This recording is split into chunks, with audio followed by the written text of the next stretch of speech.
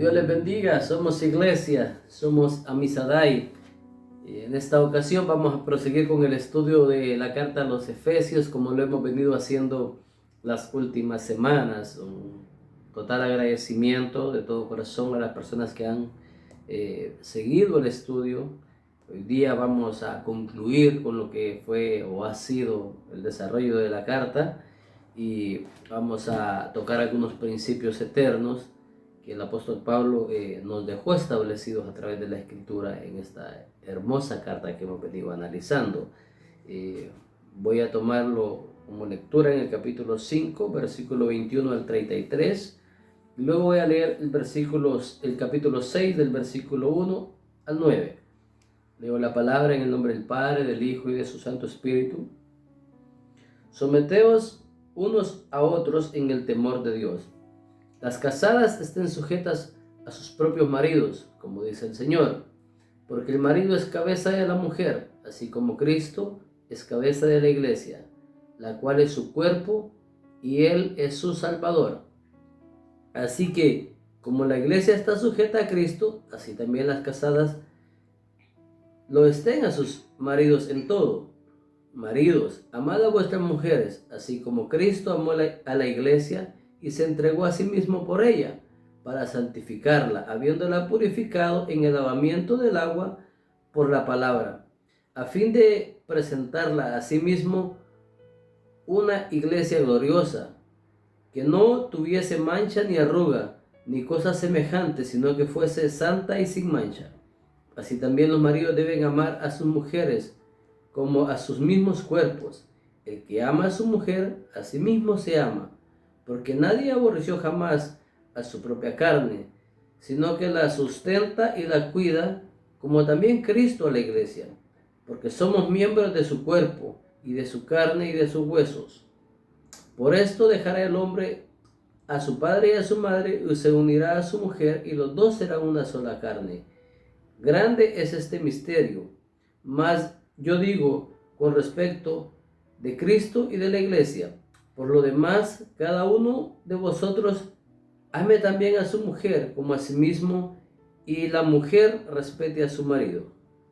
Hijos, obedeced en el Señor a vuestros padres, porque esto es justo. Honra a tu padre y a tu madre, que es el primer mandamiento con promesa, para que te vaya bien y seas de larga vida sobre la tierra. Y vosotros, padres, no provoquéis a ira a vuestros hijos, sino creadlos en disciplina y amonestación del Señor. Siervos, obedeced a vuestros amos terrenales con temor y temblor, con sencillez de vuestro corazón, como a Cristo, no sirviendo al ojo, como los que quieren agradar a los hombres, sino como siervos de Cristo, de corazón, haciendo la voluntad de Dios, sirviendo de buena voluntad como al Señor y no a los hombres, sabiendo que el bien que cada uno hiciere, ese recibirá del Señor, sea siervo o sea libre. Y vosotros, amos, haced con ellos lo mismo, dejando las amenazas y sabiendo que el Señor de ellos y vuestro está en los cielos, y que para Él no hay acepción de personas. Padre, te damos gracias, oh Dios. Te pedimos que nos dirijas en esta ocasión, oh Dios, a tratar de comprender tu palabra, oh Dios, y que nuestro corazón llegue al punto de humildad, de poder doblegarnos ante ti, Señor, y que tú, como Señor de nuestras vidas, nos hables a través de la Escritura, y que nosotros podamos atesorar tu palabra, oh Dios, para tener una vida práctica de ella, Padre. Te lo pedimos en el nombre de tu Hijo amado, Cristo Jesús. Amén. En el estudio pasado hablamos de la fe en la que fuimos llamados y lo que demandaba de nosotros esa fe, una ética diferente. Los que hemos sido alumbrados con la gracia de Dios, eso demanda de nosotros esa ética en todo el círculo de vida en que nosotros vivimos dentro de la sociedad. A grandes rasgos vimos ese concepto en la clase pasada de cómo la vida es transformada con la fe en la que fuimos llamados, y al mismo tiempo no nos invita, sino que nos da una orden a vivir diferente a como hemos vivido, entendiendo que nuestra, nuestra nueva creación nos da las herramientas para poder vivir de acuerdo a la voluntad que Dios demanda de nosotros. Eso siempre fue así. El cristianismo siempre tuvo una demanda diferente en su estilo de vida. Me llama mucho la atención que a principio de la iglesia, a nosotros como herencia no se nos conocía como cristianos, sino que se nos llamaba los del camino o otros títulos despectivos de acuerdo a nuestra fe. Nuestra fe creció y germinó en un ambiente hostil desde un principio, desde Jerusalén. Las autoridades judías fueron hostiles hacia el nuevo nacimiento, en este caso de una nueva fe, según ellos no entendiendo que la fe estaba enraizada en el judaísmo histórico. La primera vez que a unas personas se les llamó cristianos fue en Antioquía, en el capítulo 11 y verso 26 del libro de los Hechos. Pablo y Bernabé llegaron a esa ciudad, evangelizaron y estuvieron allí por 2 años. Y luego de 2 años de que Pablo estuvo en ese lugar enseñando el mensaje de Dios, enseñando el mensaje del reino, y cómo los que venían a ese reino tenían que practicar cierta ética de conducta porque está involucrado el cambio de vida, se le llamó por primera vez cristianos. Eso nos lleva a nosotros a ver de que la persona que no había recibido la gracia salvadora podía ver en las personas a quien Pablo estaba discipulando un cambio, una forma diferente de vida.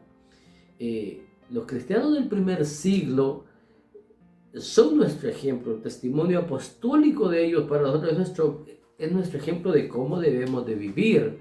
La iglesia primitiva y el mensaje que los apóstoles predicaron es para nosotros la base o el fundamento de nuestra fe. Entonces, cuando nosotros pensamos cómo debemos vivir, debemos de ir siempre al testimonio profético y apostólico, que es tanto el Antiguo y el Nuevo Testamento, y entender cuál era el estilo de vida de ellos. En el primer siglo, cuando los cristianos empezaron a expandirse sobre el mundo antiguo, Roma los persigue porque se les acusa de haber incendiado Roma, y los persiguen y los juzgan, y muchos de ellos fueron muertos por su fe. Y una de las cosas que me llama la atención es el testimonio de un historiador que se llama Plinio el Joven. Se llamaba Plinio el Joven ya que el tío de él, que había vivido unas décadas atrás, que también se llamaba Plinio, es conocido como Plinio el Viejo. Entonces, cuando Plinio describe los juicios hacia los cristianos, él describe de la siguiente manera. Dice que ellos aseguraban a sí mismos que toda su culpa o error no había sido más que, según ellos, haber tenido por costumbre unirse un día señalado, antes de amanecer, cantar entre ellos de manera alterna en alabanzas a Cristo como que si fuera Dios, y comprometerse mediante juramento a no delinquir, a no robar, ni a cometer pillaje ni adulterio, a no faltar a su palabra, ni negarse a devolver un depósito cuando se le reclamase. También decía que una vez realizados estos ritos, tenían por costumbre separarse y unirse de nuevo para tomar un alimento totalmente corriente y inocuo, pero que dejaron de hacerlo tras el edicto. Habían prohibido que hubiesen asociaciones, así pues, aún más les era innecesario inquirir también mediante el tormento a esclavos y llamadas ministras, que había de verdad. No encontré, dice Plinio, ninguna otra cosa más que una superstición depravada y desmesurada. Lo que Plinio está diciendo es que no encontró ningún delito por el cual juzgarlo o algún delito grave, más que haberse separado con aspectos morales para poder llevar una vida diferente. Lo importante de lo que Plinio está diciendo es que los cristianos practicaban una vida diferente a todos los demás. Se habían propuesto a tener una vida ética más elevada de lo que el común de la sociedad tenía. Y eso es un testimonio fuerte para nosotros, porque el modelo a seguir en nuestra fe es lo que enseña la Escritura y el testimonio de esa enseñanza, cómo los primeros cristianos recibieron esa enseñanza. Nosotros somos no invitados, como dije al principio, sino llamados con un llamado supremo a vivir de esa manera. Y eso es lo que hemos venido analizando en estos pasajes. En los pasajes que vimos anteriormente, en lo que leímos ahora, en el versículo 21 al 33 y el capítulo 6 del versículo 1 al 9, también nos habla de cómo debemos vivir y abarca tres factores importantes. El primer factor es el factor iglesia, y el segundo factor el factor familia, y el tercer factor es el factor trabajo. Porque debemos de entender que nuestra fe abarca todo lo que somos nosotros, no solo una fe de cuatro paredes, cómo nos debemos de comportar en la iglesia, sino de cómo nos debemos de comportar en la sociedad, y cómo la iglesia no es solo iglesia del edificio, sino en la iglesia lo componemos nosotros como cristianos. Entonces, cómo debemos de comportarnos con otros cristianos y cómo debemos de comportarnos con nuestros hermanos en la fe. El apóstol da inicio mandándonos a someternos unos a otros. El término someterse nos puede resultar muchas veces difícil de aceptar. Vivimos en una cultura individualista donde todos queremos llegar en primer lugar. Nadie quiere ser jugador de equipo a menos que no sea el capitán. Sin embargo, en la obra de Cristo debemos de entender que somos insubordinados, somos subordinados a la persona de Cristo. Y después de ser subordinados a la persona de Cristo, somos subordinados a los fundamentos que Él dejó. En este caso, como lo hemos venido citando, los fundamentos son los apóstoles y profetas. Entonces nosotros somos fundamentados en apóstoles y profetas en la persona de Cristo, y tenemos que ser subordinados a Cristo y a lo que Él enseña a través de los apóstoles y profetas. Eso también debemos de tomar en cuenta, que la iglesia es un organismo vivo, y que a través del desarrollo de ese organismo vivo hubieron que cubrir otras necesidades. Por ejemplo, en el capítulo 6 del libro de los Hechos, nosotros vemos que pasa un problema ahí, que pasa que las viudas de los judíos con las viudas de los griegos no estaban siendo atendidas de la misma manera. Entonces los apóstoles dijeron: vamos a poner diáconos que atiendan esas necesidades. Pero fueron, en este caso, los apóstoles que pusieron diáconos para una necesidad, pero siempre estos diáconos estaban subordinados a la autoridad de los apóstoles. Nuestra cultura, nosotros muchas veces no estamos acostumbrados a ser subordinados. Como digo, queremos ser todos líderes, y no es precisamente lo que la iglesia enseña, o lo que la Biblia enseña, perdón. Cuando nosotros como humanos muchas veces nos acercamos a la Escritura y vamos entendiendo que nuestra naturaleza caída no nos da la mejor perspectiva de quiénes somos nosotros.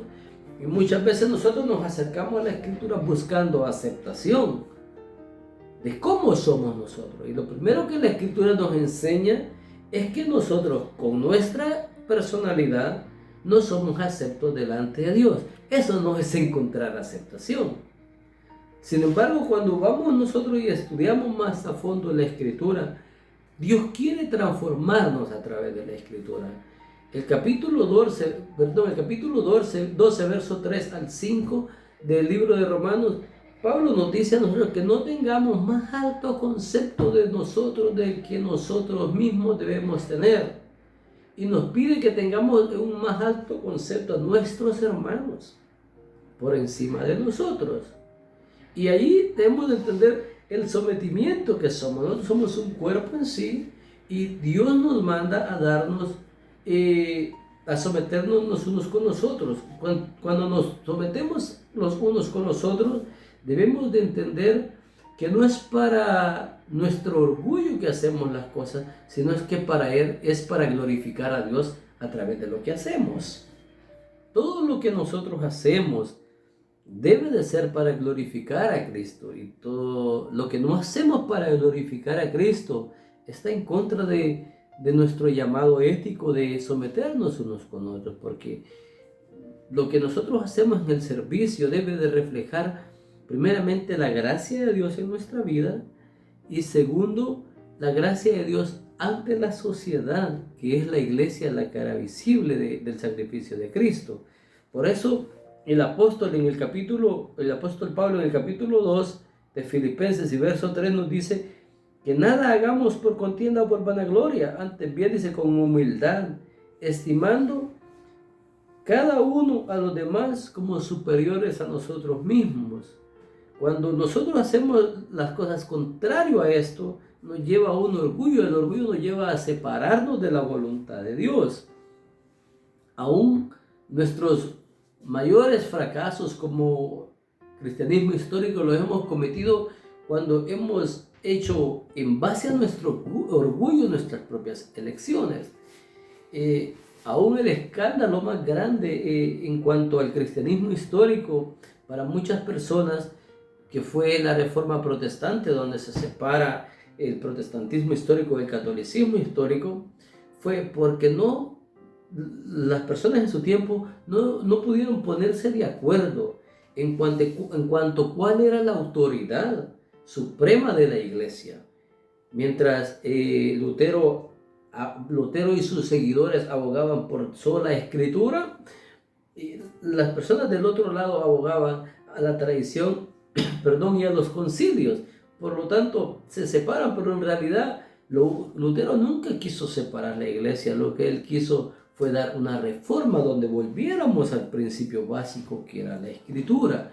El mismo Jesús nos dice que el ungüento para sanar nuestras fricciones debe ser la escritura. En la oración del capítulo 15 del Evangelio de San Juan, cuando él ora, dice: santifícalos en tu verdad, tu palabra es verdad.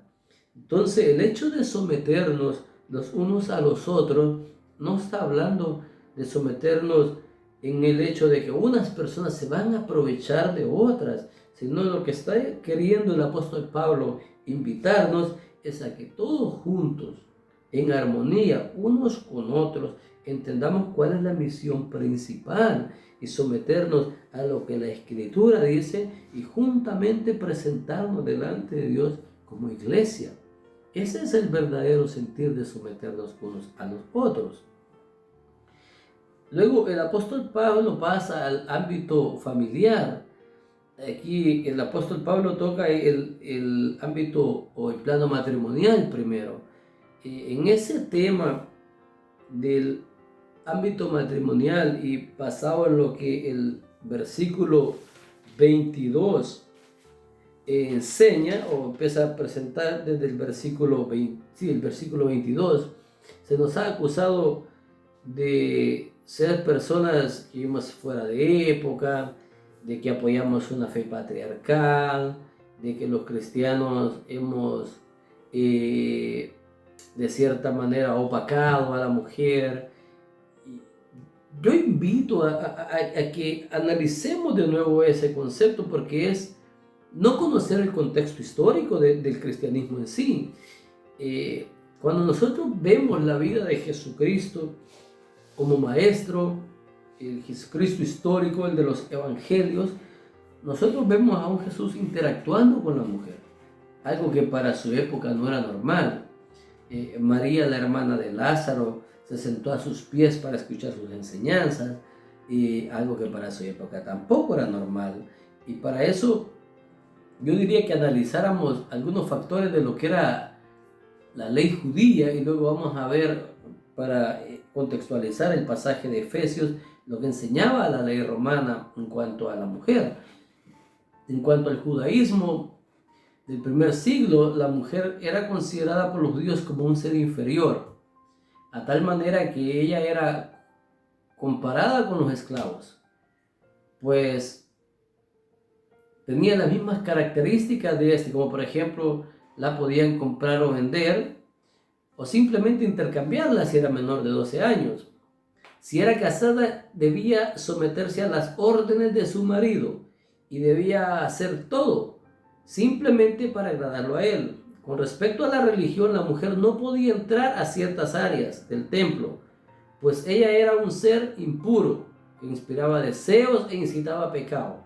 Ningún hombre podía hablarle a una mujer casada y ella debía regirse bajo las reglas de su esposo. No podía participar en la vida pública, pues cuando salía de casa llevaba la cara cubierta con una toga que consistía en 2 velos sobre su cabeza, una diadema sobre su frente con cintas colgadas hasta la barbilla y una malla de cordones y nudos. De este modo no la podían reconocer, no podían reconocer sus rasgos. Debía pasar inadvertida. El hombre tenía prohibido encontrarse a solas con una mujer, mirarla si ésta era casada e incluso saludarla. Las escuelas eran exclusivas para los hombres. En cuanto al templo, ellas solo podían entrar al atrio para los gentiles y el de las mujeres. En las sinagogas había un enrejado que separaba el lugar destinado para ellas. La enseñanza del Torah estaba prohibida para las mujeres. Ellas no eran contadas en las casas en el número de personas invitadas a pronunciar la bendición después de la comida. Había un proverbio popular que decía: es mejor quemar la Torah que entregárselo a las mujeres. Ellas no tenían derecho a prestar testimonio, puesto que eran consideradas mentirosas por naturaleza. Tomen en cuenta lo que acabo de decir. Hay algo que quiero resaltar con esto y que los evangelios muchas veces nosotros lo pasamos desapercibidos. Dice que ellas no tenían derecho a prestar testimonio, puesto que eran consideradas mentirosas por naturaleza. Y yo ahora pregunto, ¿quiénes fueron las primeras personas que testificaron en los evangelios de la resurrección de Cristo? ¿Quiénes eran? Piénselo y veamos el cambio, uno de los cambios transformadores que el evangelio trae hacia la mujer en el siglo cristiano. La mujer romana no tenía mucha diferencia con el contexto judío. Si bien es cierto, el primer siglo se abogó y se peleó para tomar unos aspectos legales que favorecieran a la mujer, los cuales surgieron efecto en el primer siglo, no abarcaban a toda la mujer, sino solo a la mujer de la aristocracia o a la mujer de un alto nivel social, por decirlo de alguna manera. Y para eso yo quiero citar una lectura acá. Dice: la mujer romana gozaba de ciertas diferencias en su entorno que la ponen dentro de un contexto diferente comparado a la mujer judía. Si bien es cierto que estas diferencias no eran generales, sino de cierta manera beneficiaban solo a la aristocracia, como dije anteriormente, las mujeres de la sociedad romana tenían otro tipo de vida más enrolada con la vida social de su tiempo. En el siglo I, las mujeres romanas abandonaron el marco doméstico para tomar diferente protagonismo. Fueron comerciantes, actuaron en los circos, tuvieron privilegios que la ley les negaba antes. Una de las cosas más importantes de las cuales se luchó por estas libertades es que pudieran convertirse en herederas de grandes fortunas. Decidían con quién casarse y con quién no. Practicaban la sexualidad como a ellas les parecía. En palabras de Manuel Mañas Núñez, él dice que esta podría ser la primera liberación feminista del primer siglo. Todo eso que acabo de hablar no era aplicable para todas las mujeres romanas, era nada más aplicable a las mujeres de la aristocracia.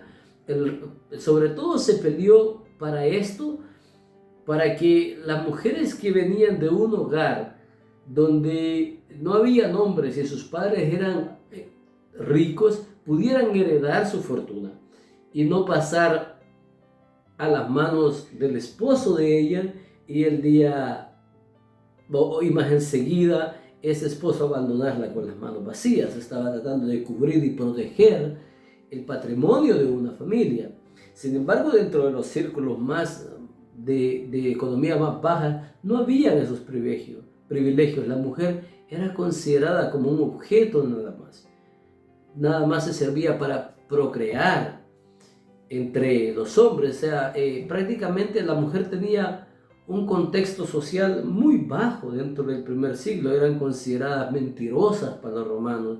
Entonces, todo este rol, tanto del marco judío como del marco romano, fuera de la fe cristiana, podemos ver que en realidad la herencia de la cual se nos acusa a nosotros los cristianos no tiene nada que ver con nuestra fe, sino tiene todo que ver con lo secular en el caso romano y con la herencia histórica del judaísmo, que de todos modos el Antiguo Testamento no apoya, no soporta de una manera directa de lo que ellos practicaban. Entonces nada tiene que ver con nuestra fe el machismo o el patriarcado, como mucha gente dice. Todo lo contrario, nosotros vemos a Jesús enrolarse o desarrollar su ministerio rodeado de muchas mujeres, como lo dije anteriormente. Nosotros en los evangelios vemos diferentes mujeres que se asocian al ministerio de Jesús. Y en el libro de los Hechos también nosotros vemos muchas mujeres que se asocian al cristianismo y que trabajaban de la mano con Jesús. Y anteriormente cité a María, la hermana de Lázaro, quien se sentó a los pies de Jesús a escuchar a un rabí, como era Jesús, un rabino, y que de los cuales las mujeres no tenían autoridad o no tenían cabida en la educación. Sin embargo, Jesús la tomó y fue parte del círculo a quienes Jesús les compartió el evangelio. También cité anteriormente el hecho histórico de que las mujeres proclamaron la resurrección de Cristo. Eso es algo importante, porque siendo que la mujer era considerada como mentirosa, su testimonio no tenía un peso fundamental. Sin embargo, cuando ellas hablaron de la resurrección de Cristo, tenían un hecho histórico en sus manos. Y lo que está haciendo ahí el evangelio es redimir ese cambio transformador de que la mujer no precisamente tenía que ser mentirosa, sino que tenía las bases sólidas de la verdad para poder ser testigo de la muerte y resurrección de Cristo.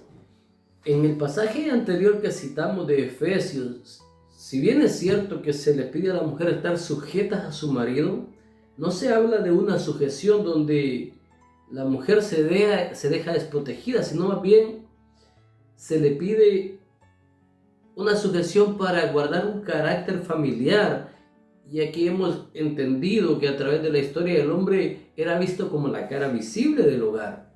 El apóstol Pablo está demandando al hombre que sea la cara visible de ese hogar y que la mujer deje que el hombre sea la cara visible, pero no se está dejando desprotegida la mujer.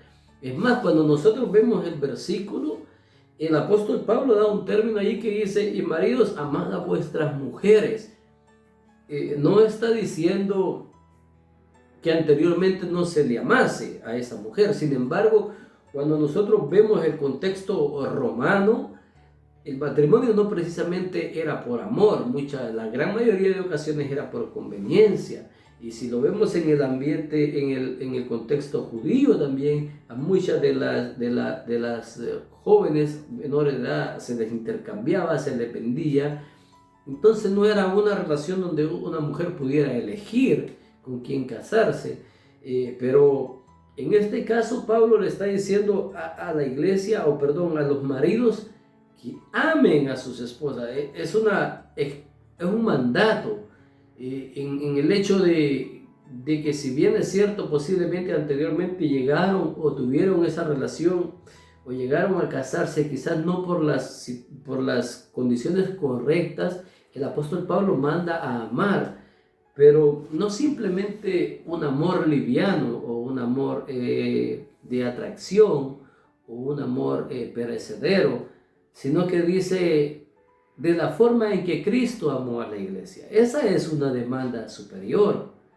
No debemos de tomar a la ligera esa demanda cuando muchas veces nos quedamos con el hecho de mujeres están sujetas a vuestros maridos, y el texto a continuación de maridos amad a vuestras mujeres, sobre todo la forma en que el apóstol Pablo está hablando de cómo Cristo amó a la iglesia. Si entendemos el sacrificio de Cristo como lo hemos venido presentando, y que Cristo dio su vida por los suyos, que somos nosotros, que fue a la cruz, que sufrió, que tuvo todos los sufrimientos más allá del dolor humano, con una simple misión que fue redimir a su iglesia. Entonces, si Dios nos está hablando de ese tipo de amor, debemos de considerar que estamos hablando de un amor de sacrificio, un amor más allá de nuestras fuerzas. Entonces, el punto acá no es si la mujer debe estar sometida hacia el hombre, sino es hasta qué punto Dios nos manda que nosotros amemos en nuestra relación, más allá de nuestras fuerzas. Y eso es importante, porque cuando digo más allá de nuestras fuerzas, es solo Dios, a través del Espíritu Santo en nuestra vida, nos puede dar esa capacidad de amar. Viceversa, tanto el hombre como la mujer, porque solo Dios puede sembrar en nosotros ese tipo de relación del cual está hablando. Por eso es que podemos decir que el evangelio, lo que Pablo está hablando acá, está total en contra de lo que se dice que nosotros los cristianos apoyamos el machismo y a tener a la mujer por debajo. No, lo que Pablo nos está diciendo es que tengamos muy por en alto en nuestra relación, comparando nuestro amor con el amor que Cristo siente por su iglesia. Ese es el nivel de amor que Dios está demandando de nosotros como hombres. Sé que el tema es un tanto controversial para muchas personas, y sé que en una clase como esta de tiempo no alcanza a poner todos los parámetros para poder tomar una enseñanza de tan complejidad. Por eso abajo de este video va a venir un link de un estudio que se llama Un papel de la mujer en la iglesia naciente en el libro de los Hechos, el cual yo recomiendo que leamos y que lo analicemos antes de poder creer que tenemos una autoridad, como una lectura quizás superficial pero importante para nuestra vida, porque debemos de comprender primeramente el papel que nosotros jugamos como personas en la fe cristiana, y en ese papel que jugamos Dios nos manda a tener un amor fuerte hacia nuestra pareja. Después que el apóstol Pablo toca el tema de la relación de pareja, en el capítulo 6, en los primeros versículos, toca lo que es la relación de padres e hijos. Recordemos que cuando Dios le da los 10 mandamientos a Moisés, uno de los 10 mandamientos, o el primer mandamiento con promesa, es honra a tu padre y a tu madre. Lo que tenemos que entender en el primer siglo de lo que Pablo está hablando es que no habían unas leyes sociales como hoy en día las podamos tener, en el que de cierta manera no bueno o no tan bueno, quizás malo, como algunos lo cataloguemos, cuando hay hijos que han sido abandonados por sus padres. De cierta manera hay un sistema legal que los adhiere y trata la manera de sacarlos adelante, pero en el primer siglo no existía eso. Y lo que Pablo está tratando de decirle a los padres es que seamos responsables con los hijos y también con los padres, quizá por el tema de los adultos mayores y las personas que necesitaban ayuda. En una ocasión, en el Evangelio según San Mateo, Jesús le dice a los fariseos que se desatendían de sus padres, alegando que ya habían donado para el templo, pero lo realmente importante era que atendieran primeramente a sus padres.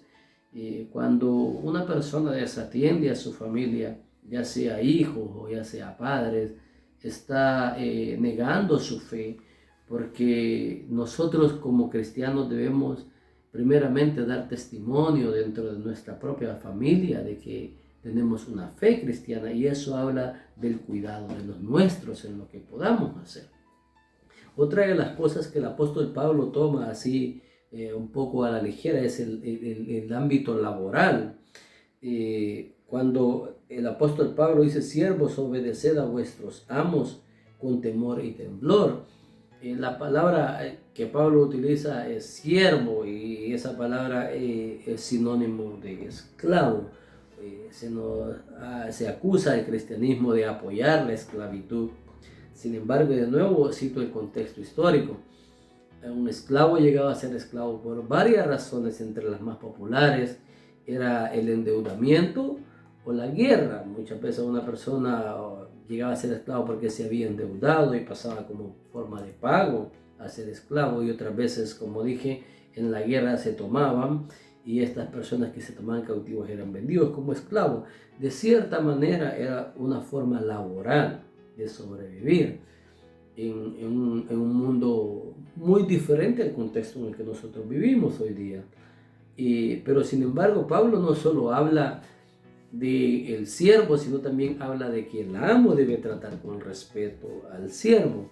Ese término o este concepto lleva al punto de que cuando nosotros trabajamos, que es el término que yo utilicé, que pasaba a ser una forma de empleo, cuando nosotros trabajamos, debemos trabajar en nuestros trabajos seculares como para honrar a Dios y no para honrar al hombre. Todo lo que nosotros hacemos debe de hacer para honrar a Dios en nuestro diario vivir. O sea, si trabajamos, lo que el apóstol Pablo está diciendo, no lo hagas para honrar a tu jefe, o hazlo para honrar a Dios. Y ese es un testimonio de ética laboral. Una de las personas que exaltó muy fuerte lo que es el testimonio de ética laboral fue el gran teólogo cristiano Juan Calvino, el cual hablaba de que nosotros tenemos que honrar a Dios en todo lo que hacemos, y somos sacerdotes de Dios.